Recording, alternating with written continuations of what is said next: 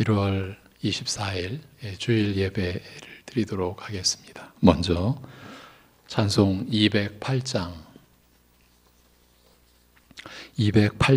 찬송입니다.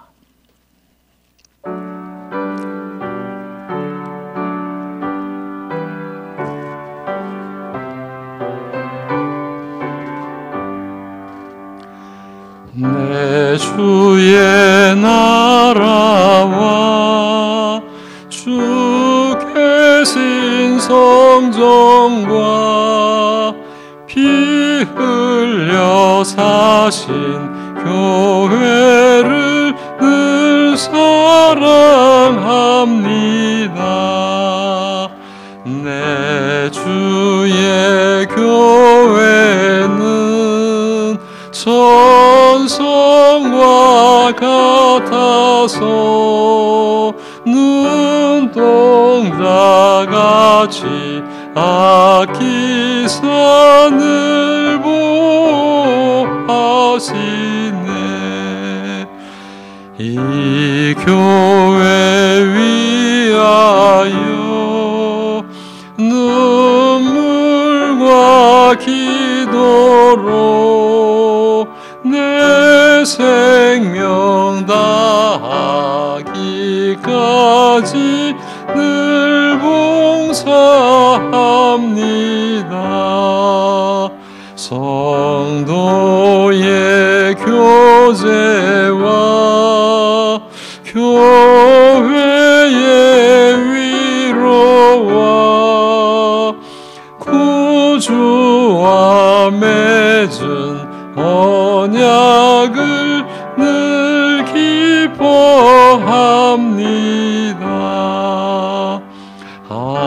하늘의 영광과 베푸신 은혜가 진리와 함께 영원히 시온에 넘치네.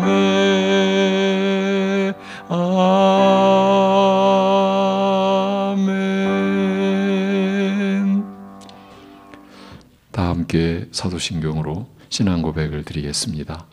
전능하사 천지를 만드신 하나님 아버지를 내가 믿사오며 그 외아들 우리 주 예수 그리스도를 믿사오니 이는 성령으로 잉태하사 동정녀 마리아에게 나시고 본디오 빌라도에게 고난을 받으사 십자가에 못 박혀 죽으시고 장사한 지 사흘 만에 죽은 자 가운데서 다시 살아나시며 하늘에 오르사 전능하신 하나님 우편에 앉아 계시다가 저리로서 산자와 죽은 자를 심판하러 오시리라.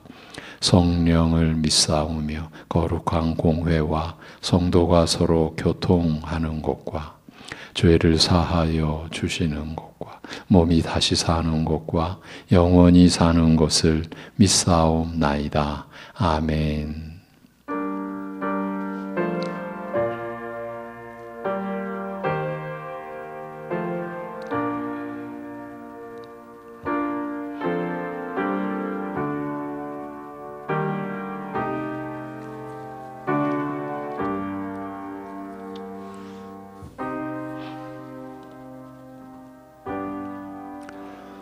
그가 죽으심은 죄에 대하여 단번에 죽으심이요 그가 살아계심은 하나님께 대하여 살아계심이니 이와 같이 너희도 너희 자신을 죄에 대하여는 죽은 자요 그리스도 예수 안에서 하나님께 대하여는 살아있는 자로 여길지어다. 아멘.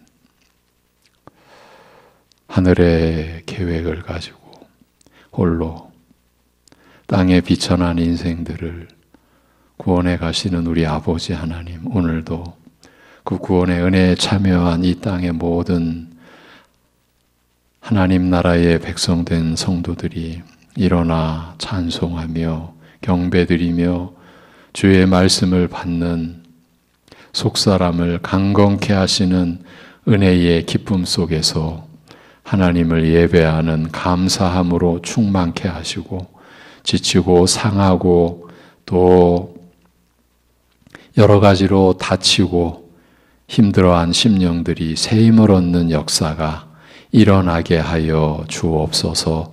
예수님의 이름으로 기도하옵나이다. 아멘. 찬송 24장 찬송입니다.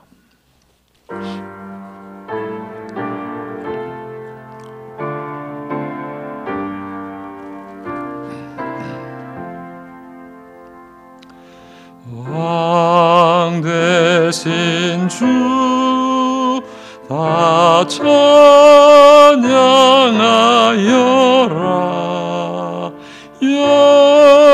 영광과 존귀 주께 돌리세. 하늘 위에 높이 계신 주님의 말씀 존귀하도다.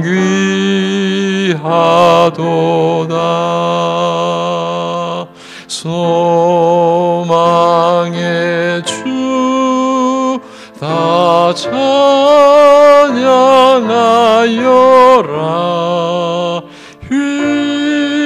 휘장을 걷고 보좌 오르사 우리 위해 중보되신 주님 날마다 은혜 부어주신다. 거룩한 주 다 경배하여라.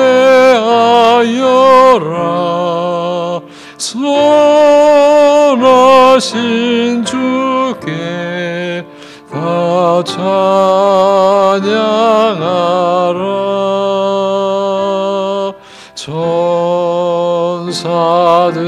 천사들도 다 경배하여라.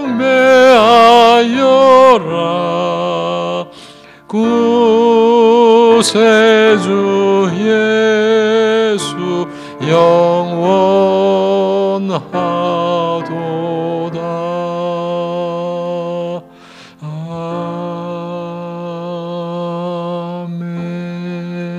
아멘. 교동문 12번입니다. 12번 교동문 시편 19편의 말씀입니다. 하늘이 하나님의 영광을 선포하고 궁창이 그의 손으로 하신 일을 나타내는도다. 날은 날에게 말하고 밤은 밤에게 지식을 전하니 언어도 없고 말씀도 없으며 들리는 소리도 없으나 그의 소리가 온 땅에 통하고 그의 말씀이 세상 끝까지 이르도다. 여호와의 율법은 완전하여 영혼을 소성시키며 여호와의 증거는 확실하여 우둔한 자를 지혜롭게 하며 여호와의 교훈은 정직하여 마음을 기쁘게 하고 여호와의 계명은 순결하여 눈을 밝게 하시도다. 여호와를 경외하는 도는 정결하여 영혼까지 이르고 여호와의 법도 진실하여 다 의로우니 금 곧 많은 순금보다 더 사모할 것이며 꿀과 송이꿀보다 더 달도다. 아멘.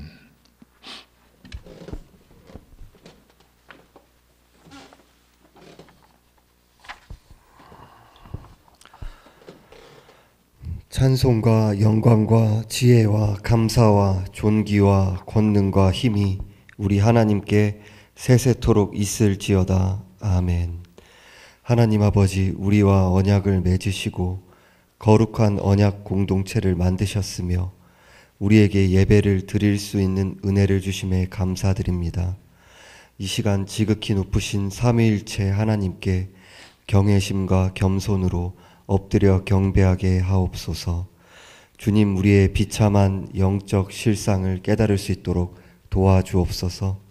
하나님과의 관계, 이웃과의 관계에서 어그러진 부분이 있다면 회개함으로 죄악에서 돌이킬 수 있는 은혜를 주옵소서.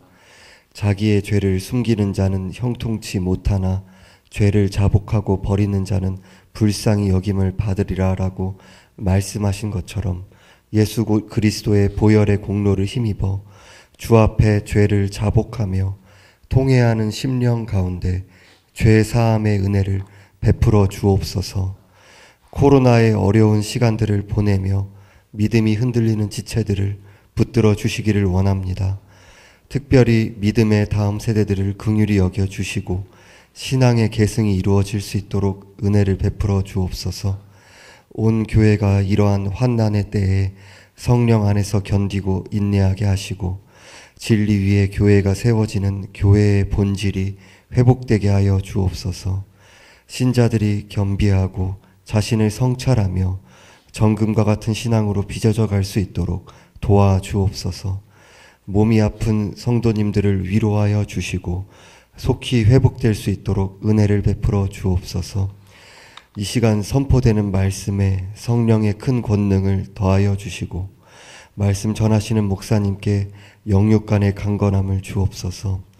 지혜와 계시의 영으로 역사하여 주셔서 하나님 말씀이 우리의 심령에 깨달아지게 하옵소서.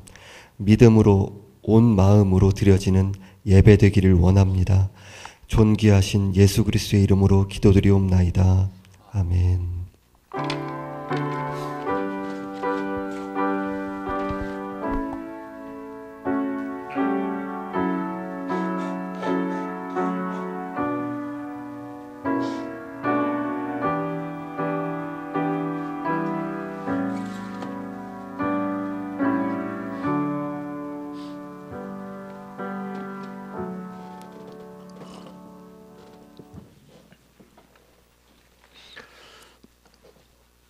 찬송 272장 찬송을 드립니다.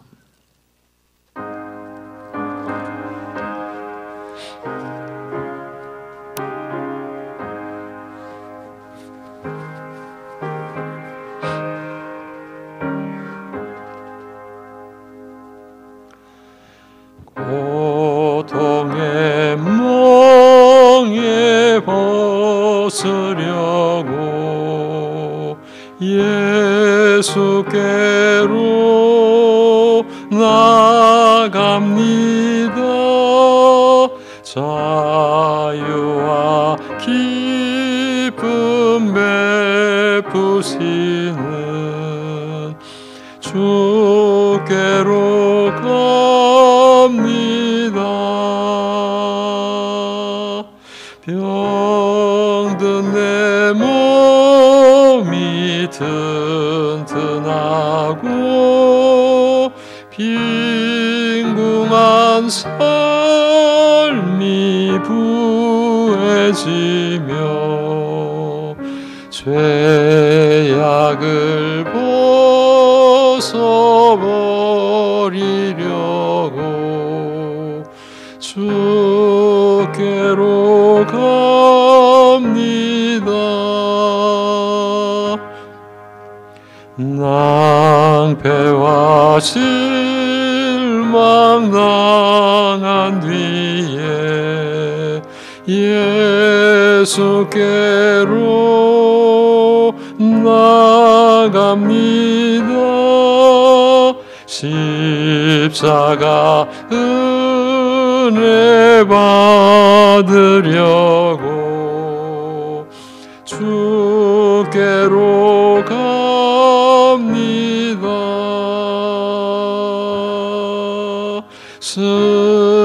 슬프던 마음 위로받고 이 생의 풍파 잔잔하며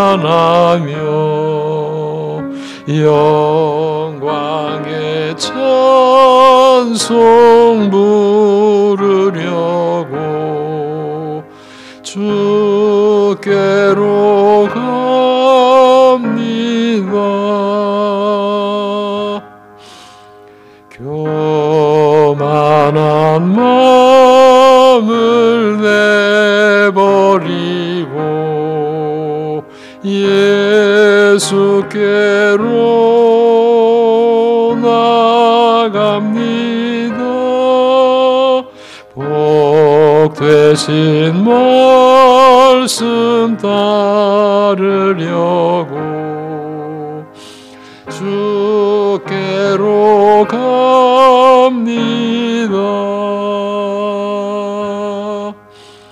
실망한 이 몸 힘을 얻고 예수의 크신 사랑받아 하늘의 기쁨 맛보려고 주께로 갑니다.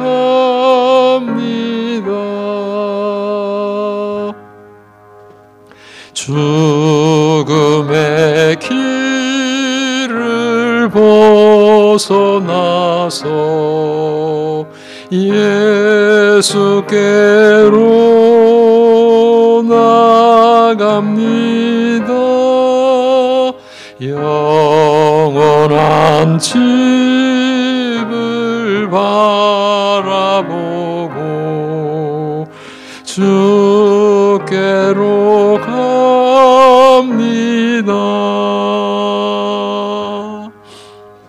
멸망의 포구에 나와 평화의 나라 다다라서 영광의 주를 배우려고 주께로 갑니다.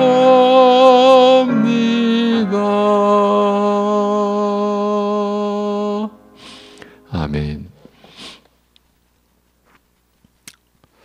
아들에게 우리의 죄를 짊어지우시고 우리에게는 아들이 이루신 의를 온전히 입혀주신 우리 아버지 하나님, 우리에게 일어난 일이 어떠한 일인지 우리가 하나님을 예배하며 살아가는 중에 더 바로 알고 더 깊이 깨닫고 더 풍성히 알므로 인하여서 우리가 드리는 예배가 더 진실해지고 더 풍성해지고 더 부유해지는 그런 교회요, 그런 우리 성도들의 삶으로 인도하여 주시는 우리 아버지 하나님의 열심과 사랑과 은혜를 감사를 드립니다. 오늘도 참으로 많이 어렵고 힘든 중에도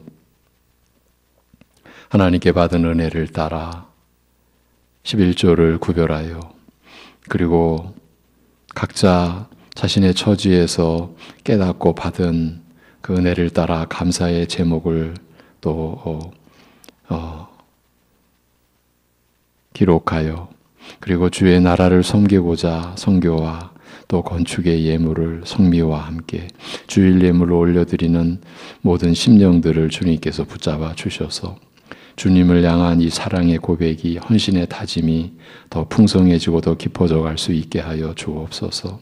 참으로 자신의 삶 속에서 작은 부분에서도 하나님의 뜻을 헤아리며 하나님의 뜻을 따르고자 하는 그러한 변화와 그 변화를 위한 마음의 다짐과 결정이 일어날 수 있게 하여 주옵시고, 성령께서 일으켜주신 그 선한 양심의 그 회복과 또 그 회복을 따라 이루어지는 변화를 위한 그 마음의 그 고백과 다짐이 지켜져 갈 수 있도록, 이루어질 수 있도록, 그리고 이제 몸에 배는 경건의 거룩한 습관이 되고 그것이 단지 외모로 보이기 위함이 아니라 마음의 기쁨으로 또 마음의 감사함으로 또 그렇게 진정 원하고 그렇게 하고자 하는 그 마음으로 하나님의 말씀을 따르는 길을 서서 나아가면서 우리가 죽음의 길을 벗어난 자임을, 이제 부활에 참여한 자임을, 이 세상에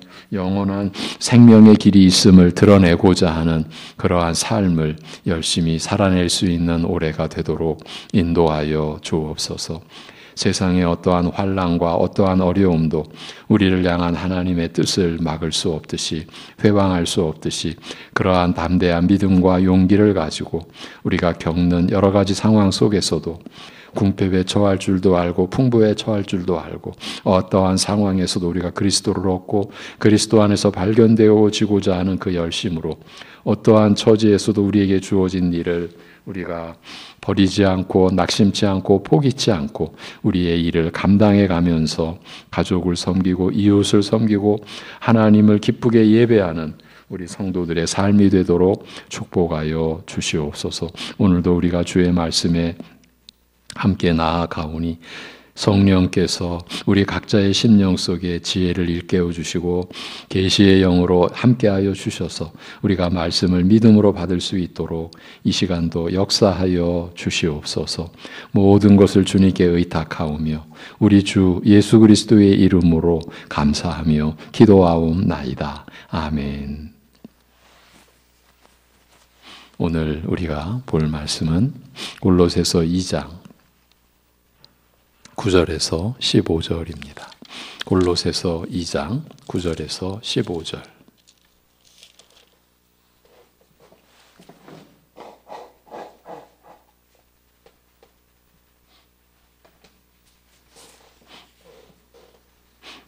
골로새서 2장 9절에서 15절.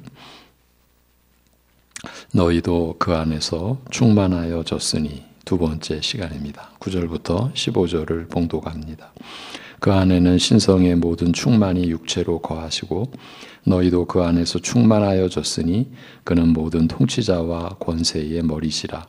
또 그 안에서 너희가 손으로 하지 아니한 할례를 받았으니 곧 육의 몸을 벗는 것이요 그리스도의 할례니라. 너희가 세례로 그리스도와 함께 장사되고 또 죽은 자들 가운데서 그를 일으키신 하나님의 역사를 믿음으로 말미암아 그 안에서 함께 일으키심을 받았느니라.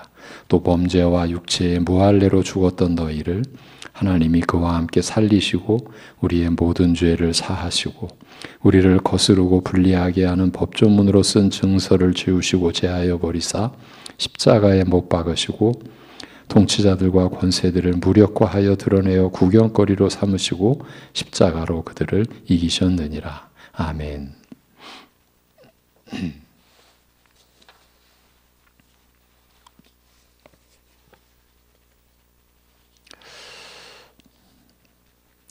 우리와 관련하여 골로새서가 밝혀놓은 사실이 이것입니다. 하나님께서는 우리를 거룩하고 흠없고 책망할 것이 없는 자로 자기 앞에 세우시고자 하셨고, 이를 받들어 바울 사도 일행은 그리스도 안에서 완전한 자로 신자들을 세우려 한 것입니다. 이렇게 각 사람을 그리스도 안에서 완전한 자로 세워야 했던 바울은 하나님의 비밀인 그리스도를 깨닫게 하려 했고, 이 점이 사도가 행한 모든 사역의 핵심을 이루게 되었습니다. 본 서신에서도 하나님께서 우리를 흑암의 권세에서 건져내사 그의 사랑의 아들의 나라로 옮기셨으니 그 아들 안에서 속량 곧 죄사함을 얻었다고 적고 있습니다. 우리가 옮겨진 곳이 하나님께서 사랑하시는 아들의 나라요, 그 왕이신 아들 안에서 우리는 속량 곧 죄사함의 은혜를 얻은 것입니다. 바울은 이어서 창조의 역사에서도 그리스도께서 그 중심에 계심을 기록해 놓았습니다. 세상의 기원과 인류의 역사 중심에 그리스도께서 계시는 것입니다. 그뿐만이 아닙니다. 만물이 그에게서 창조되되 만물이 다 그로 말미암고 그를 위하여 창조되었다고 한 바울은 또한 그는 몸인 교회의 머리시라. 그가 근본 곧 시작이시요 죽은 자들 가운데서 먼저 나신 이시니 이는 천하 만물의 으뜸이 되려 하심이라고 기록했습니다. 그러면 사도가 왜 이런 기록을 전해야 했겠습니까? 그것은 다만 하나님의 비밀인 그리스도를 깨닫게 하려 한 것이니 그리스도 안에는 지혜와 지식의 모든 보화가 감추어져 있다는 사실을 알았기 때문입니다. 그렇다면 이 모든 사도의 진술이 나타내려 한 것이 무엇이었겠습니까? 그리스도로 충분하다라는 이 점을 나타내려 했고 또 강조하려 했던 것입니다. 창조에 있어서도 그렇듯이 구속, 곧 우리가 구원받는 것에 있어서도 그리스도로 충분하다는 것이지요. 그렇다면 이를 통해서 이 골로새서에서 바울이 궁극적으로 나타내려 한 것은 무엇일까요? 즉 어떤 점에서 그리스도로 충분하다라는 것을 말하려 한 것일까요? 우리 믿는 자들이 그리스도 안에서 완전한 자로 세움받는 데에 있어서도 그리스도로 충분하다라는 이 점을 말하려고 한 것입니다. 창조와 구속의 중심에 그리스도께서 계십니다. 이 세상과 주님의 몸된 교회의 중심에 그리스도께서 계십니다. 그런데 그리스도를 몰라라 하고 그리스도를 거부하고 그리스도를 부인하는 사람들의 그 영원한 운명이 어떠하겠습니까? 그리스도를 배제한 채 이 세상에 선한 일이 있을 수 있겠습니까? 이어서 그러므로 너희가 그리스도 예수를 주로 받았으니 그 안에서 행하되 그 안에 뿌리를 박으며 세움을 받아 교훈을 받은 대로 믿음에 굳게 서서 감사함을 넘치게 하라고 하였습니다. 그리스도로 충분하다라는 사실을 밝힌 다음에 사도는 그리스도께서 바로 우리의 주, 우리 각자의 주인인 사실까지도 밝힌 것입니다. 그러면 이제 우리는 주인을 따르면 되는 것이지요. 그 주인 되신 그리스도로 충분하니까요. 그러면 우리가 어떻게 따를 수 있겠습니까? 그에 대하여 그 안에서 행하되 그 안에 뿌리를 박으며 세움을 받아 교훈을 받은 대로 믿음에 굳게 서서 감사함을 넘치게 하라고 하였습니다. 그렇지만 우리가 살아가는 이 세상은 교회가 일어서는 것을, 한 신자가 믿음에 굳게 서는 것을 수수방관하지 않았습니다. 그러면서 자신의 최대의 무기를 사용했는데 그것이 곧 세상 지혜인 철학이었으니 바울은 그 본질이 사람의 전통과 세상의 초등학문을 따르며 그리스도를 따른 것이 아니라는 사실을 명시해 놓았습니다. 이 세상 지혜가 목표로 하는 것은 다른 것이 아닙니다. 그리스도로 충분하겠느냐? 그렇지 않다. 세상 지혜로도 얼마든지 가능하다고 유혹하는 것입니다. 우리로 하여금 그리스도의 충만 곧 그리스도로 충분함을 부정케 하는 것이 이 세상의 끝없는 계략이요. 그 배후에 있는 사탄에게 있어서 이 점이 최대의 전략인 것입니다. 그리스도로 충분할 리가 있겠냐는 것이죠. 골로새 교회가 이 무서운 시험을 겪었듯이 오늘날도 예외가 아닙니다. 세상 지혜로 자신의 주관으로 교회를 판단하는 교인들이 있습니다. 원수에게 속고 있는 것입니다. 그러면서 바울은 그리스도 예수를 주로 받았으므로 그 안에서 행하는 삶, 그 그리스도 안에 뿌리를 내리며 세움을 받아 교훈을 받은 대로 믿음에 굳게 서서 감사함으로 넘치게 하는 삶의 실체에 대하여 진술해 갑니다. 그런데 바울이 세상 지혜에 대한 진술을 이는 그리스도를 따름이 아니니라고 마무리하지 않았습니까? 그렇다면 그리스도를 따르는 것은 무엇이겠느냐? 세상 지혜가 아닌 그리스도를 따른다고 하면 세상 지혜가 판치는 이 세상에는 없는 일이 일어난다는 말인데 그 일은 어떤 것이겠느냐는 설명을 이제 하려 합니다. 한마디로 그리스도를 따를 때에 어떤 일이 일어나는지를 보여주겠다는 뜻입니다. 그 시작이 본문 9절 10절 그 안에는 신성의 모든 충만이 육체로 거하시고 너희도 그 안에서 충만하여졌으니 그는 모든 통치자와 권세의 머리시라고 한 말씀입니다. 그 안에는 신성의 모든 충만이 육체로 거하시고라는 구절의 뜻은 이렇습니다. 그리스도께서는 하나님의 아들 곧 하나님이신데 사람의 몸을 취하셨습니다. 그럼에도 하나님의 본래의 속성이신 지혜와 권능과 영광에 있어서 부족이나 결함을 지니시게 된 것이 아닙니다. 곧 하나님으로서의 모든 것이 온전하시고 충만하신 분이심을 그 안에는 신성의 모든 충만이 육체로 거하신다고 사도가 표현한 것입니다. 사실은 사도가 1장부터 골로새서 1장부터 바로 이 점에 관해서 진술해 온 것입니다. 그런데 너희도 그 안에서 충만하여졌으니 그는 모든 통치자와 권세의 머리시라고 하심으로써 우리에게도 그리스도를 충만케 하신 신성의 모든 충만이 임했다고 했습니다. 이것이야말로 우리를 그리스도 안에서 완전한 자로 세우시는 하나님의 방식, 그렇게 우리가 이해할 수 있습니다. 우리로서는 꿈도 못 꿀린 일인데 먼저는 그리스도를 주로 받게 하셨고 이제는 그 안에서 신성의 모든 충만으로 충만케 하신 것입니다. 그것이 하나님께서 우리를 그리스도 안에서 완전한 자로 세워가시는 하나님께서 행하신 일인 것입니다.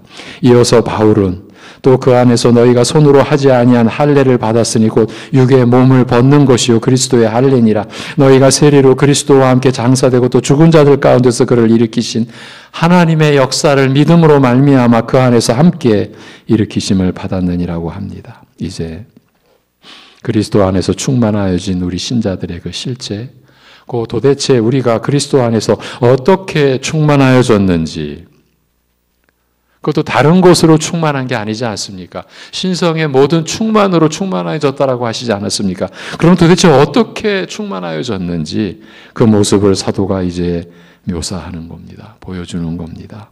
그리스도 안에서 우리는 손으로 하지 아니한 할례를 받았다고 함으로써 우리가 받은 세례는 구약시대에 손으로 몸에 행하던 할례의식과는 달리 성령께서 마음에 행하시는 것임을 우회적으로 알려줍니다. 그리고 그 의미를 설명하는데 육의 몸을 벗는 것이라 결정적인 표현입니다. 육의 몸을 벗는 것이라고 하면서 이것이야말로 그리스도의 할례라고 하였습니다. 육의 몸을 벗는 것은 죄로 멸해질 몸을 벗는 것을 뜻합니다. 달리 표현하면 죄로 심판받을 몸을 벗은 것이라는 뜻입니다. 그리스도 안에는 신성의 모든 충만이 육체로 거하시고 우리도 그 안에서 충만하여졌다라고 한 내용이 바로 이 점을 뜻하는 것입니다. 아니 우리 같은 사람이 아무리 그리스도 예수를 믿는다고 해도 어찌 신성의 모든 충만으로 충만해질 수 있겠습니까? 그런데 하나님께서는 우리에게 그런 일이 일어났다라고 하시면서 우리 신자들에게 그 신성의 충만으로 이루어진 일을 이렇게 알려주셨습니다. 즉 육의 몸을 벗는 것이라고요. 죄로 심판받을 몸을 벗은 것이라고요. 영원히 저주받을 불행을 벗은 것이라고요. 죄와 사망과 음부의 권세에서 벗어난 것이라고요. 그리스도 안에 충만한 그 신성의 충만이 그리스도를 믿어서 그리스도와 연합된 우리 신자들에게도 충만해졌는데 그 신성의 충만이 이룬 일은 육의 몸을 벗는 것으로 나타났고 그대로 이루어졌다고 하신 것입니다. 우리가 이렇게 믿고 있습니까? 지금까지 이렇게 믿어오지 못했다면 이제는 이 말씀을 그대로 받을 수 있어야 합니다. 이 말씀대로 믿어야 합니다. 육의 몸을 벗는 것이고 그리스도의 할례라고 합니다. 그렇다면 육의 몸을 벗는 것에 대한 믿음을 갖지 못하면 그리스도의 할례와 무관한 상태요, 그 그리스도와 무관한 사람이란 뜻, 그렇게 이해할 수가 있습니다. 지금까지 신앙생활을 해온 횟수와 상관없이 자신이 그리스도 안에서 육의 몸을 벗은 것에 대한 믿음이 없다면 아직까지는 우리 주 예수 그리스도에 대한 믿음으로 신앙생활을 한 것이 아니라는 뜻이 될 수 있습니다. 너무 어려운, 너무 곤란한 내용으로 여러분을 이끈다고 여기실 수가 있어서 더 쉽게 말씀드려 보겠습니다. 여러분이 예수 그리스도를 나의 주요 구주로 믿게 되시면서 여러분에게 어떤 일이 일어났습니까? 여러 가지 변화가 일어났지 않습니까? 어떤 변화였습니까? 생활이 변한 거지요. 예전 그대로 살 수가 없게 된 거지요. 이렇게 크고 작은 변화가 일어났지 않습니까? 행동으로 나타난 변화도 물론 있고 마음속에서 일어난 변화도 있지 않습니까? 그 변화들은 지금도 계속되고 있다라고 할 수 있고요. 그러면 그 변화들이 왜 일어났겠습니까? 여러분 자신이 달라졌기 때문이지요. 다른 사람이 되었기 때문이지요. 이전에는 내 하고 싶은 대로 할 수 있던 일도 다시 한번 생각해 생각하게 되고 그래도 계속 그대로 하기도 하지만 언젠가부터는 다시 생각하게 된 일은 다시 안 하게 되는 일이 일어났습니다. 내 자신이, 여러분 자신이 변화되었기 때문입니다. 제가 평범하게 묘사한 여러분 안에 일어난 일을 제가 과장했거나 아니면 축소했거나 한 것이 아니지요. 여하튼 크고 작은 변화가 일어나고 있지 않습니까?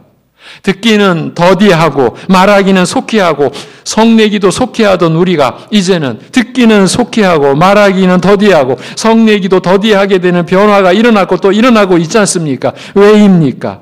사람의 성내는 것이 하나님의 의를 이루지 못한다는 말씀이 계속 자기의 거듭난 신앙 양심을 찔러주시기 때문 아닙니까? 이렇게 자기 생각, 자기 주관, 자기 성질대로 아무 거리낌 없이 살던 우리가 아직도 너무 많이 모르지만 이제는 아는 만큼 그 말씀으로 살아보려고 하지 않습니까? 이런 크고 작은 변화는 우리가 다른 사람으로 변화되었기 때문입니다. 그렇다면 어떻게 우리가 다른 사람으로 되었냐는 말입니다. 그것을 골로새서의 본문은 그리스도 안에서 우리가 손으로 하지 아니한 할례를 받았으니 그 육의 몸을 벗는 것이요 그리스도의 할례니라고 한 것입니다. 우리가 육의 몸을 벗은 상태에 다른 사람이 되었다는 뜻입니다.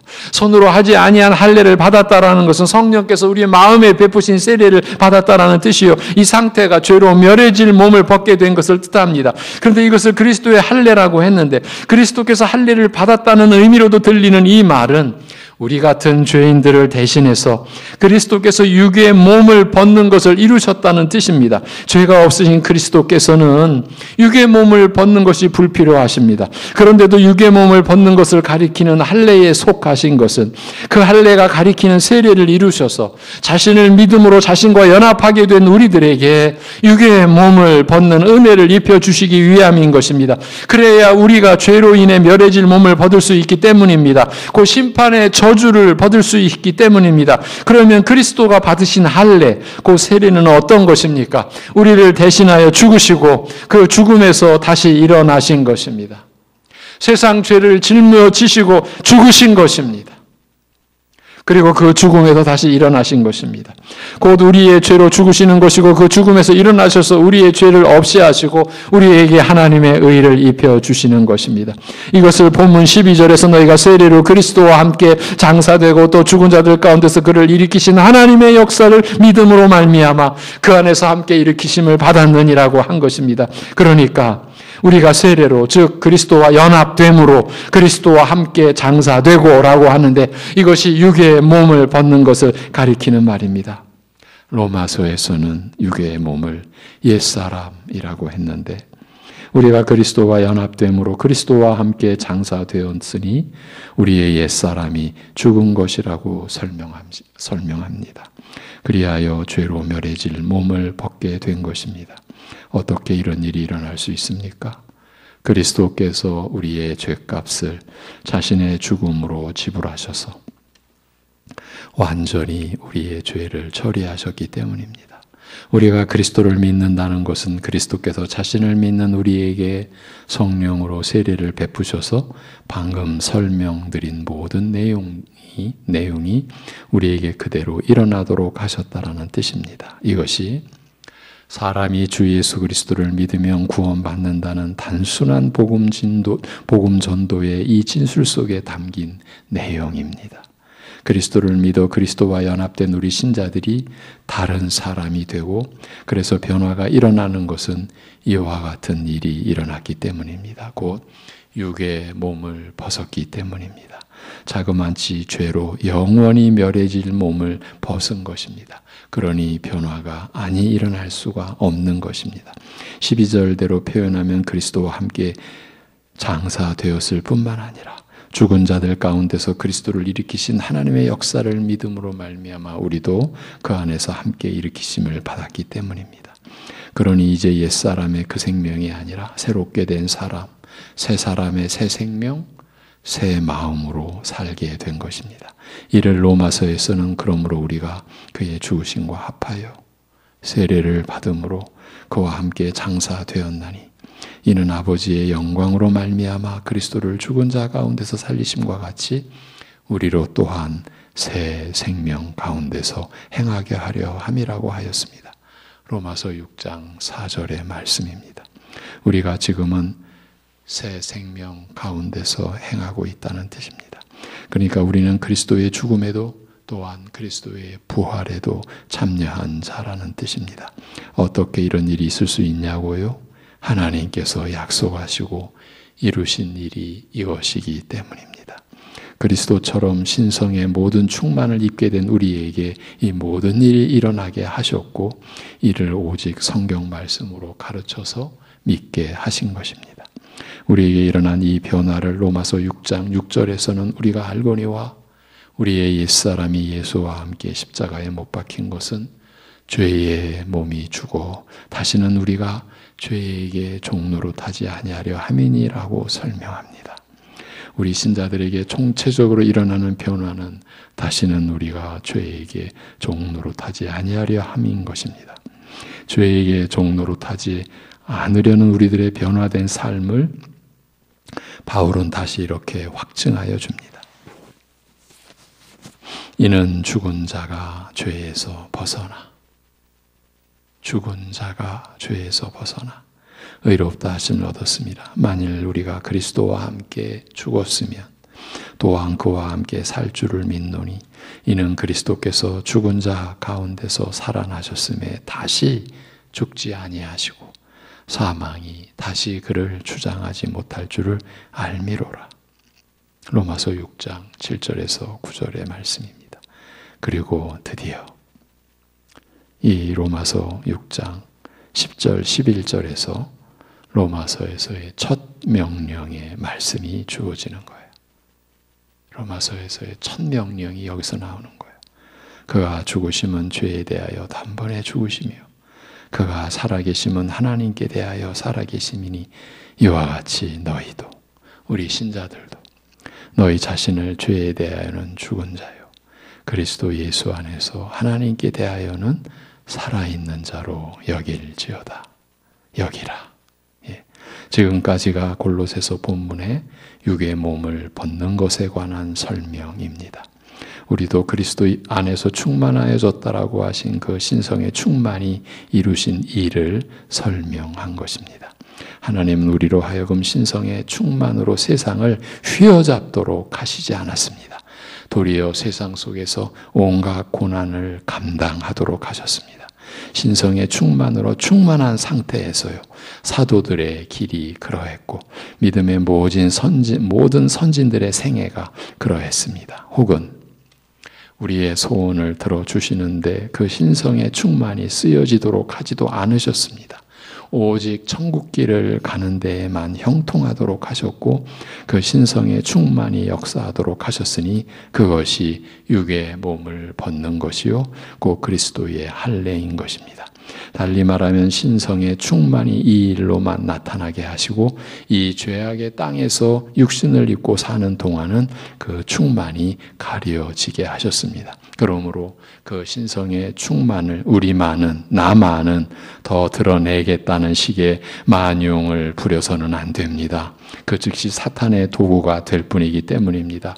사탄의 거짓 권세에 속게 될 것이고 사탄은 자신의 도구로 사용하다가 아무 책임 안 지고 영원한 어둠 속으로 던져버릴 것이기 때문입니다.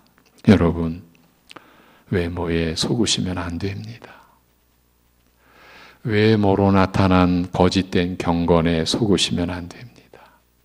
신성의 충만을 나타낸다라고 하는 외적인 경건, 여러분, 자신들이 뭐 이루었다고, 자신들이 뭘 체험했다고, 자신들이 뭘 보여준다라고 하는 것에 여러분 속으시면 안 됩니다. 우리가 볼 것은 말씀밖에 없습니다. 그리고 사도 바울은 지금까지의 내용에 보충 설명을 덧붙입니다. 13절에서 15절이 그 보충 설명에 해당됩니다. 제가 보충 설명이라고 한 것은 제가 무슨 그런 필요에 따라 보충 설명이라는 말을 쓴 것이 아니라 원문의 구조가 13절 이하는 보충 설명이라는 기호를 찍어 놓았습니다. 그래서 제가 보충 설명이라고 말씀을 드리는 겁니다. 우리를 위한 것이죠.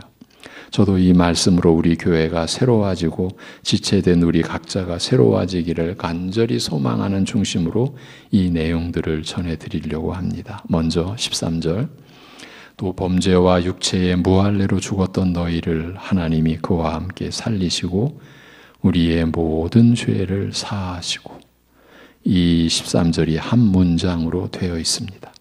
원문을 직역으로 보면 이렇습니다. 또한 여러분의 죄들과 육체의 그 무할례로 인하여 죽었던 여러분을 하나님께서 여러분을 그분과 함께 살리시고 우리에게서 모든 그 죄들을 용서해 주셨습니다. 이렇게 되어 있습니다. 죄들과 육체의 무할례로 우리는 죽었었다고 말합니다. 육체의 무할례는 앞서 설명한 것을 토대로 풀어보면 육의 몸을 벗지 않은 상태를 가리킵니다. 죄로 멸해질 몸 그대로라는 뜻입니다. 그렇게 죽었던 우리를 하나님께서는 그리스도와 함께 살리시고 우리에게서 그 모든 죄를 용서해 주셨습니다. 이렇게 죄사함의 은혜를 사도는 강조하고자 한 것입니다. 보충 설명이라 했어도 본 뜻을 다시금 확인하고 다시금 강조하기 위함이었습니다. 우리는 죄로 인하여 그리고 그리스도의 할례를 받지 못하여 죄로 멸해질 육의 몸을 그대로 입은 상태에서 죽어 있었는데 하나님께서 그리스도와 함께 우리를 살리시고 우리에게서 그 모든 죄를 용서해 주신 것입니다. 이것이 그리스도 안에서 우리도 충만하여졌다라고 하신 말씀이 이룬 일입니다. 우리 안에 있는 신성의 모든 충만이 이루신 역사는 죽었던 우리를 살리시는 것이고 우리의 모든 죄를 용서하시는 일입니다. 그러니 이 일에 우리가 뭘 어떻게 행할 수 있는 일이 있겠습니까? 우리로서는 다시 살아나고 죄사함을 받는 일에 관하여 할 수 있는 일이 없습니다. 그럼에도 죽은 듯이 보여도 살아나는 잡초처럼 아니라고, 우리 사람도 할 부분이 있다고, 죄를 깨닫는 것에서나 믿음을 갖는 부분에서 우리 스스로 얼마든지 할 일이 있다라고 하는 완전히 거짓된 주장이 늘 있어 왔습니다. 그렇다면 자신들은 스스로 신성의 모든 충만을 입었다라는 주장과 같지 않겠습니까? 이런 마귀의 역사에 많은 사람들이 이끌리는 것도 오늘날 변함이 없습니다. 그리고 오랜 동안 교인인데, 그것도 뭔가를 열심히 하는 교인인데 죄사함의 은혜를 믿지 못하는 분들이 있습니다. 그분들은 계속 뭔가를 하려고 합니다. 이와 같은 말씀에 붙들리지 않는 한 그 방황은 끝나지 않을 것입니다. 죄사함의 은혜는 새 언약의 핵심입니다. 죄 용서받은 은혜를 뺀다면 우리가 받은 은혜는 아무것도 없게 됩니다. 은혜가 죄사함 받는 것뿐이냐는 말은 우리로서는 할 말이 아닙니다. 모든 은혜가 죄사함을 기초로 하기 때문입니다. 죄사함을 경시하면 더 이상 받을 은혜가 없습니다. 그리고 14절, 우리를 거스르고 불리하게 하는 법조문으로 쓴 증서를 지우시고 제하여 버리사 십자가에 못 박으시고, 이 역시 한 문장입니다. 원문으로 보면 하나님은 우리를 대적하여 우리를 대항하고 있는 그 법규들에서 그 손으로 쓴 문서를 지워버리시고 또 그것을 그 십자가에 못 박아 그것을 그 가운데서 치워버리셨습니다라는 말씀입니다. 사도 바울이 고린도 교회를 향하여 내가 너희 중에서 예수 그리스도와 그가 십자가에 못 박히신 것 외에는 아무것도 알지 아니하기로 작정하였다라고 한 고백적 선언을 다시금 떠올리지 않을 수 없게 하는 결정적인 구절을 우리는 맞이했습니다. 이 14절 구절을 단순하게 표현해드리면 우리 각자의 율법을 어긴 죄목이 적힌 문서, 그 증서를 과거와 현재 그리고 미래의 것까지도 포함된 그 죄의 증서를 지워버리시고, 그뿐 아니라 그리스도께서 박히신 십자가에 못 박아 그 문서를 치워버리셨다라고 하는 말씀입니다.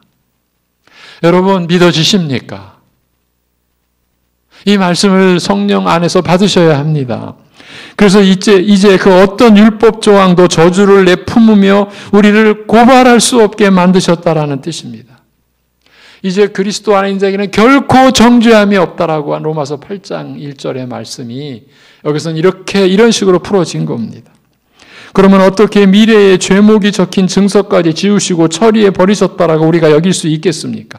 우리를 거스르고 불리하게 하는 법조문은 율법 조항을 뜻하는데 율법이 우리의 과거의 죄만 짚어내겠습니까? 우리의 전 생애의 죄악을 써놓지 않겠습니까? 그리고 본문은 이미 시간을 초월해서 역사하시는 하나님을 전제로 하고 있지 않습니까? 그 죄악이 기록된 증서들을 십자가에 못 박아 치워버리셨다라고 하니까요. 그래서 우리의 과거, 현재, 미래의 죄까지 함께 지워버리시고 십자가에 못 박아 제하여 버리셨음을 우리는 고백할 수 있는 것입니다. 이것이 하나님의 은혜라는 것을요. 이제 어떤 율법도 우리를 고발하지 못합니다. 그리스도와 연합되어 그의 죽으심과 부활을 같이 경험한 자들은 이미 죄에 대하여 죽었고 하나님에 의하여 의롭다 여기심을 받았기 때문입니다.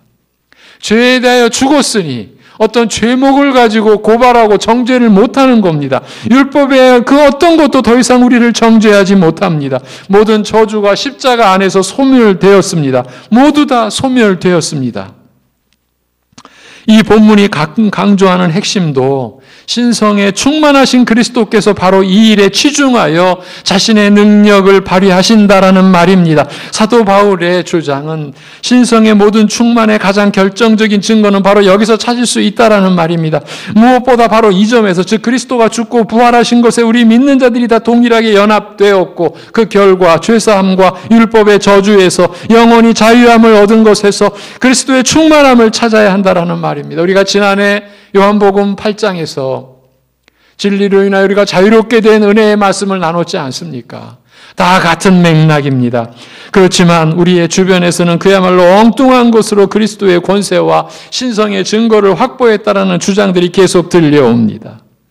우리 교회 안에도 있다고 보아야 하는데 사도는 바로 그런 것들이 앞에서 이미 언급한 우리의 원수인 세상 지혜를 쫓는 것이고 뒤에 가서는 율법주의, 신비주의 같은 세력이라고 하는 것입니다. 여러분, 신비주의에 빠진 사람들의 외모는 너무 경건하게 보입니다. 저는 예전에 그런 사람들을 보아왔기 때문에 이렇게 증언할 수가 있습니다. 외모만 보아도 속습니다. 너무 경건하게 보여서. 그들은 스스로 하나님의 음성을 듣는다고 얘기들을 합니다. 속으시면 안 됩니다. 그건 사단의 계략입니다.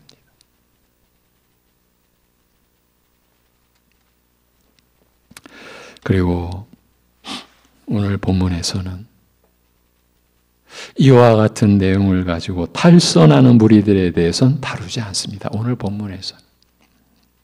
다루지 않는다라고 해서 이와 같은 구절 때문에 더 탈선하는 이들을 성경이 방치하고 하나님께서 방임하고 계신다라는 것은 절대 아닙니다. 그러면 어떤 탈선을 말하는 것이겠습니까? 과거뿐만 아니고 미래의 죄목이 기록된 증서까지 이미 다 지우시고 제하여 버리셨다라고 하니 내 본래 하고 싶은 대로 하고 살고 싶은 대로 살아도 되겠다고 하는 것을 가리키는 것입니다. 그렇지만 어떤 하나님의 말씀도 면죄의 용으로 우리에게 주어진 것은 없습니다. 그건 다 우리의 무지요, 우리의 착각에서 비롯된 일에 불과합니다. 오히려 우리가 깊이 이해해야 할 것은 희한하게도 이런 말씀을 확신하는 신자, 물론 성령 안에서 하나님의 은혜로 되어진 이런 말씀을 확신하는 신자가 죄에 대하여 자유롭게, 죄의 노예가 되지 않고 말씀에 사로잡혀 그래서 자유로운 영혼으로 하나님을 섬기고 사람을 위하여 살아간다라는 것입니다. 기쁘게 말입니다. 감사하면서요. 우리 모두 그리 살아야 하지 않겠습니까? 저런 말씀 때문에 죄짓고 저런 말씀 때문에 방종하며 살아. 교회가 믿음만 강조하니까 사람이 못 되죠. 이 역시 사단의 거짓입니다. 여러분, 이런 말씀을 믿는 성도가 놀랍게도 자유롭게 죄의 노예가 되지 않고 하나님을 섬기고 기쁘게 가족과 이웃을 섬기는 삶을 살아가는 거예요. 왜? 자기가 어떤 존재라는 것을 아니까. 뭐 손해볼 게 없는 거예요. 세상 말로. 억울할 일이 없는 거예요. 여기서 끝나지 않습니다. 15절이 남았죠. 또 하나의 보충 설명이 이어집니다. 통치자들과 권세들을 무력화하여 드러내어 구경거리로 삼으시고 십자가로 그들을 이기셨느니라고 말씀합니다. 이 구절에서 우리는 그리스도의 신성의 충만을 또 찾을 수 있습니다. 그건 모든 초지상적 권세를 십자가에서 이미 다 물리치셨다라는 점입니다. 통치자와 권세들을 무력화하여 드러내어 구경거리로 삼으셨다는 말씀에서 무력화하여라는 말은 무장 해제시켰다라는 뜻입니다. 그 말 그대로 쓰였어요. 무장 해제시켰다. 예. 악한 천사들의 세력을 분쇄시켰다라는 말입니다. 특히 영적으로 악한 영적 존재에 대한 두려움을 가지고 계신 분들은 오늘 이 본문 말씀에 이 진리와 은혜를 붙잡게 되는 역사가 일어나기를 간절히 소망합니다. 여러분, 그리고 드러내어 구경거리로 삼으시고라는 말은 전쟁에 패배한 노예들처럼 그들을 포로로 끌고 들어왔다라는 뜻입니다. 그 약한 영적 존재들을 지금 예수님께서 포로로 끌고 가고 계세요. 그래서 이기셨느니라는 말씀이 이어지는데 본래 이 말은 개선 행진으로 인도한다는 뜻입니다. 그리스도의 십자가의 길은 역설적으로 하나님의 승리의 행진으로 나타난 것입니다. 예수님의 죽으심과 부활은 하나님을 대항하던 권세와 능력들이 해체되고 다 무장 해제되고 패배당한 결정적인 사건인 겁니다. 그리스도는 그 모든 권세들을 포로들처럼 전시하기 위해 하나님의 승리의 행진에 지금 끌고 가고 계십니다. 그리스도께서는 하나님을 대항하던 저들의 세력에게 완전히 승리하셨습니다. 그 점을 입증하시고자 이 땅에 계시는 동안 귀신들을 여러 번 쫓아내셨으며 사탄이 하늘로부터 번개같이 떨어지는 것을 내가 보았노라고 밝히기도 하셨습니다. 특별히 십자가로 이기셨다라는 말은 저들의 가장 큰 무기인 최대의 무기인 죽음을 당하시고서도 그 죽음에서 이 살아나심으로써 저들의 능력이 모든 신성에 충만하신 그리스도에게는 아무런 효력이 없음을 증명하셨다라는 바로 그 뜻입니다. 그리스도의 죽음에서의 부활이 악한 권세자들과의 싸움의 결과를 확정지어 놓았습니다. 저들은 가장 크게 이긴다라고 해봤자 몸을 죽이는 것인데 예수님은 죽으셨어도 살아나셨으니 이 싸움은 이제 보나마나 한 것이 되어버렸습니다. 그래서 십자가 안에서 이 승리하셨다라고 하는 것입니다. 저들의 가장 강력한 무기를, 그 죽음을 무효화시켰다라고 한 것입니다. 여러분, 우리에게 있어 최대의 적이 뭡니까? 죄요, 사망이요, 음부의 권세고 사단의 권세 아닙니까? 오늘 본문에서 이 모든 것을 주님이 지금 처리해 가고 있지 않습니까? 그리스도께서 죽으시고 부활하시면 우리가 연합하여 그래서 우리가 이제 죄로 인하여 멸해질 영원히 죽을 몸을 벗은 자요 죄의 용서를 받고요. 이제 여기서 사탄의 권세까지도 이렇게 이 골로새서 2장 9절에서 이 15절까지가 우리에게 있어서 복음의 정수인 거예요.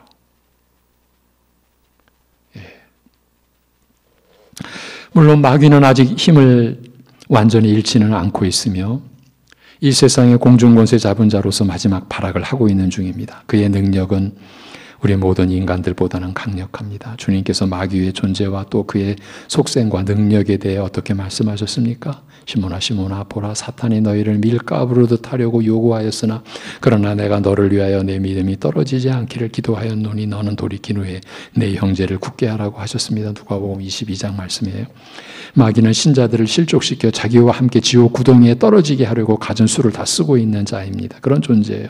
그리고 하나님의 제어하심만 없었다면 이 세상 사람 그 누구도 손쉽게 성공할 만한 자기의 유혹에 빠뜨릴 만한 능력을 가지고 있습니다. 마귀의 악을 행하는 능력이나 힘 그리고 속이고 유혹하는 술수는 어떤 사람보다 더 강합니다. 어떤 유인도 그와 맞서서 이겨내는 사람은 없습니다. 그러나 마귀는 이미 예수 그리스도에게 패배하였습니다. 이 점을 잊으시면 안 됩니다. 뭐 어디 가서 무슨 악한 영을 이기는 능력을 받겠다고 여러분 다 이게 사단의 거짓 속임수예요. 그런 교회들이 있다고요? 다 거짓 교회인 거예요. 지금 그런 교리의 괴수는 감옥에 들어가 있죠. 그 거짓 교리의 괴수. 여러분 십자가에서 이제 다시는 회복할 수 없을 만큼 결정타를 맞고 패배하였습니다. 지금 그가 활동하고 있는 것은 하나님의 제어 아래에서 부분적이고 한시적으로만 이루어지고 있는 것입니다. 그래서 우리가 간혹 시험에 빠져 넘어지기는 해도 궁극적으로 믿음이 떨어지지는 않는 것입니다. 그걸 하나님이 제어하고 계시는 것입니다. 예수님께서 기도하고 계시는 것입니다. 그런데 하나님이 능력이 없거나 부족해서 마귀가 활동하도록 버려두시는 것은 아닙니다.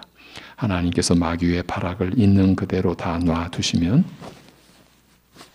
이 세상은 이미 지옥 그 자체로 변했을 것입니다. 지금도 하나님은 신자들을 능력으로 돌보고 계십니다. 그래서 이런 말씀을 주셨습니다. 내가 내 친구 너희에게 말하노니 몸을 죽이고 그 후에는 능히 더 못하는 자들을 두려워하지 말라. 마땅히 두려워할 자를 내가 너희에게 보이리니 곧 죽인 후에 또한 지옥에 던져놓는 권세 있는 그를 두려워하라. 내가 참으로 너희에게 이르노니 그를 두려워하라. 참새 5마리가 2앗사리온에 팔리는 것이 아니냐. 그러나 하나님 앞에는 그 하나도 잊어버리시는 바 되지 아니하는도다. 너희에게는 심지어 머리털까지도 다 세신 바 되었나니 두려워하지 말라. 너희는 많은 참새보다 더 귀하니라. 이와 같은 말씀에 담겨있는 의미가 무엇이겠습니까? 이 땅에서 물질적인 것이나 육신적인 차원에서 하나님은 자기의 백성들을 돌볼 능력이 없어서 방치하시는 것이 아니라는 말입니다. 사도들이나 교회 역사가 계속하여 고난과 눈물로 이어져 온 것이 하나님의 능력이 불완전해서 그런 것이 아니라는 말입니다. 하나님이 우리에게 간혹 넘어지는 것을 허락하시는 이유는 겸손케 하기 위함입니다. 우리 힘으로 이겨낸 것으로 착각하여 교만해지지 않도록 하기 위함입니다. 하나님을 두려워하고 하나님을 의지하고 하나님을 믿음으로 승리하는 신자가 되게 하기 위함인 것입니다. 이 모든 것이 그리스도 예수 안에서 그리스도와 연합된 우리에게 일어난 일입니다. 이 모든 것은 물론 하나님께서 이루신 일입니다. 인간의 그 어떤 것으로도 해낼 수 있는 일들이 아닙니다.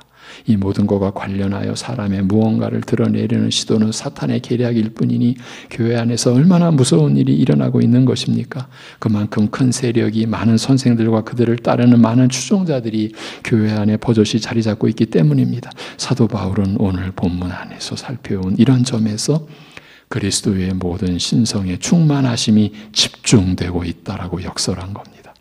우리도 다른 무엇에서보다 바로 이와 같은 사실에서 신성으로 충만해졌다라고 말씀하는 것입니다. 끝으로 확인해 드리자면 우리는 죄로 멸해질 육적인 몸을 벗고 마음의 할례를 받아 하나님을 사랑하는 새 마음을 소유하게 된 것, 그리스도의 죽으심과 부활하심에 동참하게 된 것, 그래서 모든 죄를 사함받고 장래의 모든 죄악들까지 사함받을 수 있는 권한을 얻게 된 것, 율법을 범한 모든 죄의 목록인 채무증서가 다 휴지 조각이 된 것, 그리고 어둠의 권세 잡은 자에 대하여 그리스도께서 최후의 그리고 결정적이고 압도적인 승리자가 되신 것 등에서 신성의 충만하심을 입은 자들이 된 것입니다. 이는 지금 이 땅에서의 신성의 충만하심은 무엇보다 사람들을 구원하는 일에 집중되고 있다는 말입니다. 또한 육신의 생명보다 더 크고 귀한 것은 새 영을 허락받는 것이요 죄사함 받는 것이며 죽음에서 부활하심으로써 모든 악한 권세들을 물리치신 참된 승리자이신 그리스도의 편에 서는 것임을 보여주는 것입니다. 이 일이 바로 그리스도의 신성의 충만하심만이 이루시는 일입니다. 그리스도의 모든 신성의 충만하심은 현재도 이 일에 집중되어 나타나고 있는 것입니다. 사도 바울이 이 말씀을 하고 있는 것은 실상이 이와 같으니 우리는 예수 그리스도 외에는 아무것도 필요하지 않는 신자가 아니냐는 말입니다. 자기 죄의 크고 무서움을 경험한 자들, 그리고 그 죄를 해결할 방식에서 무력함을 알고 애통해하는 자들은 무엇보다 이런 점에서 그리스도의 신성의 충만함이 집중된다는 말씀에 감사하지 않을 수 없을 것입니다. 그러지 않고 그 신성의 모든 충만으로 심판을 먼저 집행하시는 일에 집중하셨으면 우리는 어떻게 될 뻔했습니까? 죄사함은커녕 죄로 멸해질 몸을 지닌 채로 죄로 멸해질 몸을 지닌 채로 심판의 저주에 속하고 말았을 것입니다. 그러므로 예수님을 믿는 우리야말로 이런 일을 행하신 그리스도를 소유하고 있기 때문에 이제는 예수 그리스도 외에는 아무것도 필요치 않다라고 담대히 선언할 수 있는 유일한 자들인 것입니다. 이와 같으신 예수님만 있다면, 그와 연합된 우리로서는 그가 지니신 모든 권세와 영광과 의와 거룩을 전부 다 함께 누릴 것이기 때문에 더 이상 필요한 것이 없는 자들이라는 말입니다. 모든 성도는 다 이와 같은 지식과 믿음을 가지는 것이 옳다라는 점에서 사도가 이런 주장을 하고 있습니다. 그러므로 우리는 자기의 경험과 생각이나 아니면 본 서신에서 교회의 원수로 제시한 율법주의나 신비주의 혹은 금욕주의 등 어떤 근사하게 보이는 것일지라도 그것들로 인해서 그리스도만으로 충분하다라는 진리가 손상되지 않도록 우리 자신을 철저히 보호하고 감시해야 하겠습니다. 그것이 교회된 자들의 임무요 책임이라고 성경이 말씀하시기 때문입니다. 하나님 아버지, 주님의 몸된 교회 안에 이와 같은 말씀을 열어주심을, 이와 같은 진리와 은혜의 말씀을 풀어주심을 감사합니다. 믿음으로 성령님 안에서 우리 모든 지체된 성도들 이 말씀을 받을 수 있게 하여 주옵소서. 이러한 말씀 안에서 우리가 그리스도에게 뿌리를 내리고 그리하여 믿음에 굳게 서서 감사함이 넘치는 삶을 살아가는 실제의 하나님의 사람들, 하나님의 자녀들의 형상으로 우리가 서갈 수 있도록 역사하여 주시옵소서. 하나님 아버지, 이 말씀 안에 이루어진 일, 신성의 모든 충만으로 이루시고 우리도 그 신성의 모든 충만에 참여하여 이 일에 우리가 참여하게 된 것이 하나님께서 행하신 일입니다. 우리는 믿음으로 받은 것뿐입니다. 그럼에도 사람이 역할이 있다고, 그렇게 우리들을 꼬드기고 우리를 속이고 진리를 참으로 거짓 것으로 바꾸는 무리들 가운데서 우리 교회를, 우리 성도들을 지켜 보호하여 주시옵소서.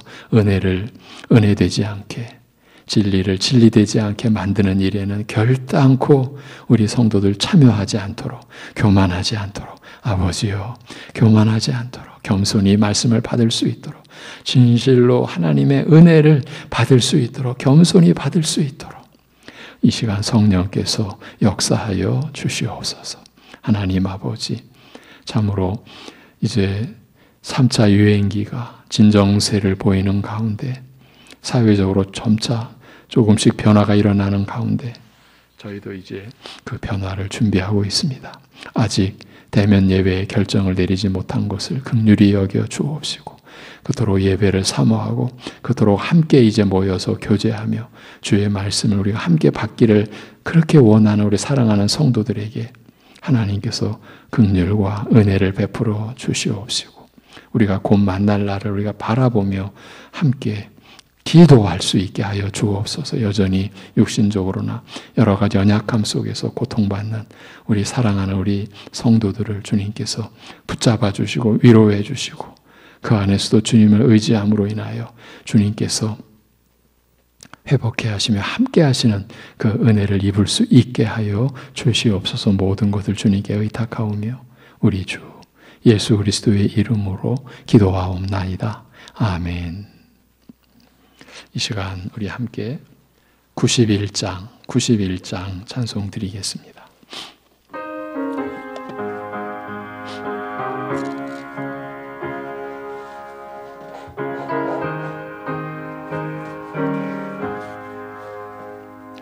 슬픈 마음 있는 사람 예수 이름 믿으면 영원토록 변함없는 기쁜 마음 얻으리. 예수의 이름은 예수의 세상의 소망이요 예수의 이름은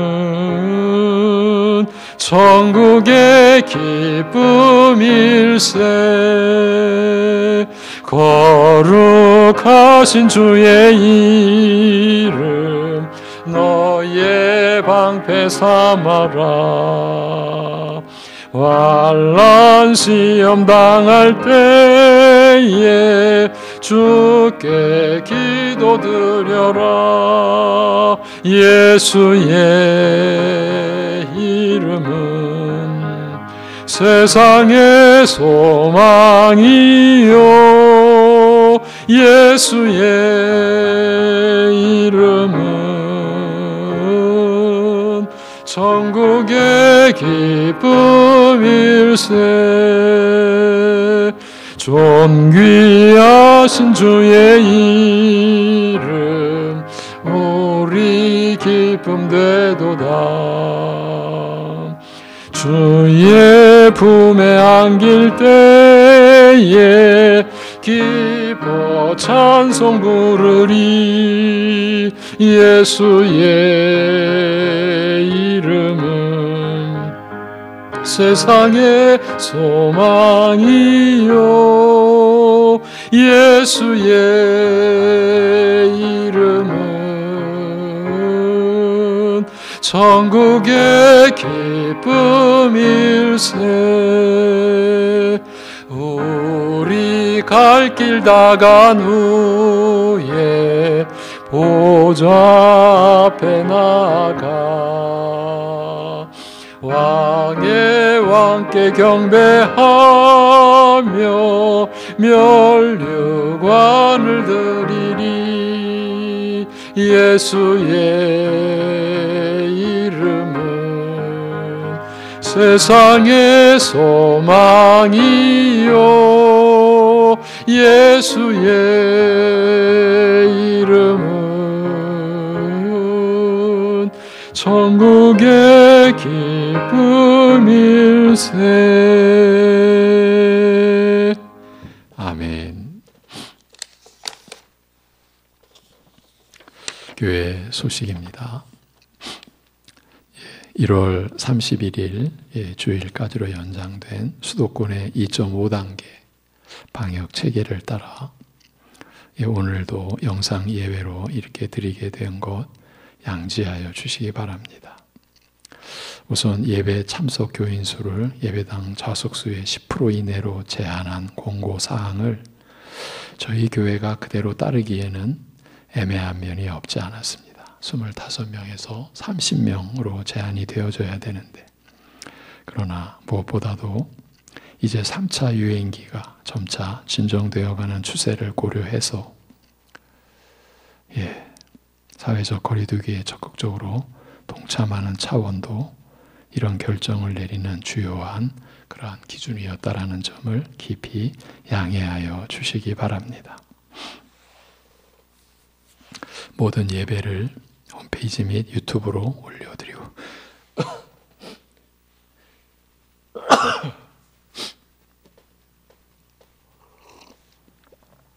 홈페이지 및 유튜브에 올려드리고 우리 교회 학교에서도 부서별로 예배의 말씀을 녹화해서 영상으로 제공하고 있습니다. 달력을 계속 잘 받아가고 계시는데 아직도 필요하신 분 교회에 오셔서 받아가시면 되겠고, 지방에 계신 우리 성도님들에게는 우편으로 우리 교육자들이 발송해 드리기도 했습니다. 연말 정산용 기부금 영수증이 필요하신 성도님들은 일주일 전에 신청 바랍니다. 우리 김한수 장로님 이제 일반 병실에 오셔서 우리 김정자 권사님과 함께 지금 회복 중에 계십니다. 또 여러 가지 연약한 상태에 계신 우리 가족들을 위해서도 끊임없이 기도해 주시기를 바랍니다. 묵상 구절은 잠언 9장 6절과 10절입니다. 잠언 9장 6절과 10절. 어리석음을 버리고 생명을 얻으라. 명철의 길을 행하라 하느니라. 여호와를 경외하는 것이 지혜의 근본이요 거룩하신 자를 아는 것이 명철이니라. 아멘. 잠언 9장 6절과 10절이었습니다. 이제 제가 축도함으로 1월 24일 주일 예배 마치도록 하겠습니다.